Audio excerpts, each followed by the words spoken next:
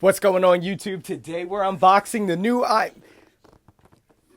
No, we're not. I'm sorry. What's that? The other YouTubers, they've got the new iMac and they're unboxing it. No, that's cool. We'll just be over here. We'll be talking about the new Mac Pro and MacBook Pros and stuff. No, we're fine. What's going on, YouTube? We got brand new information from Bloomberg regarding the new 14 and 16-inch MacBook Pros, and yes, a beast of a Mac Pro, and we got some interesting information about the GPUs. So before we get started, be sure to hit the sub button and click the bell so you don't miss. I'm Chris Grant Jr. It's the Granite Geek Show.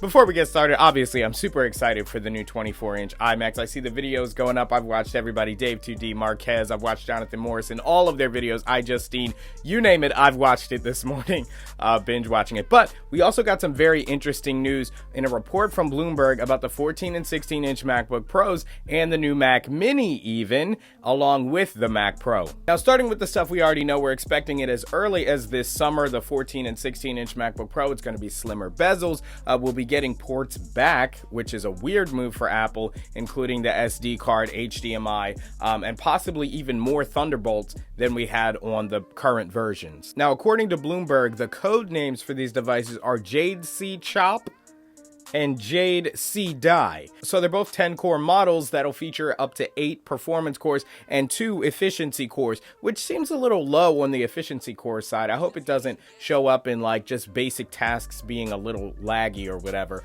But this is not only supposed to be in the MacBook Pro 14 and 16, but also in the Mac Mini. Up to 64 gigs of RAM on these MacBook Pro models, and even 16 and 32 core graphics options. So we obviously have the decision now on what Apple's going to do in terms of graphics. They will probably be dropping eGPU support, AMD, all NVIDIA. They're all left in the dust right now, as Apple will be increasing graphics core count in order to get to those performance levels of their competitors. So I would still expect the graphics in these machines to be absolutely bonkers. I mean, they're graphics cores that from the ground up were built to work with metal, and many of the professional applications, especially visually intensive applications that we have now, are already optimized for metal. So I think we're going to see some insane numbers. A 32 core graphics chip in the 14 and 16-inch model of the MacBook Pro, and possibly even in the Mac Mini as well.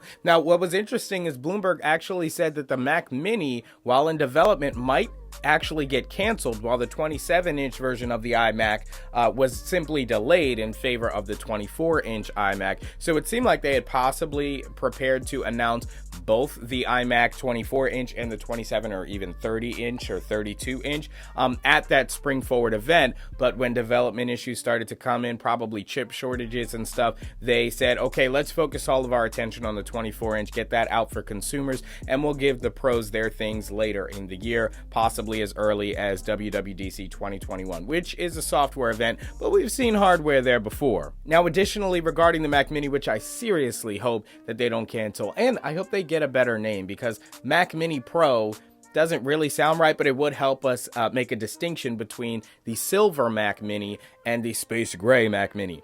Sorry if you hear the dog barking. In addition to... Woo! Woo! It worked!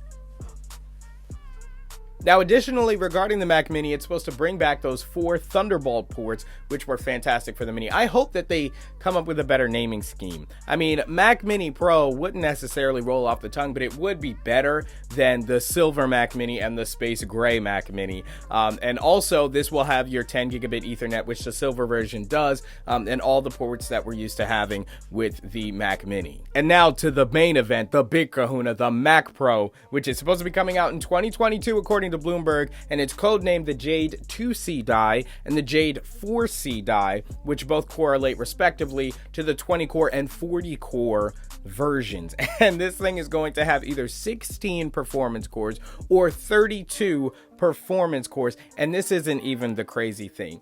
Up to 128 graphics cores.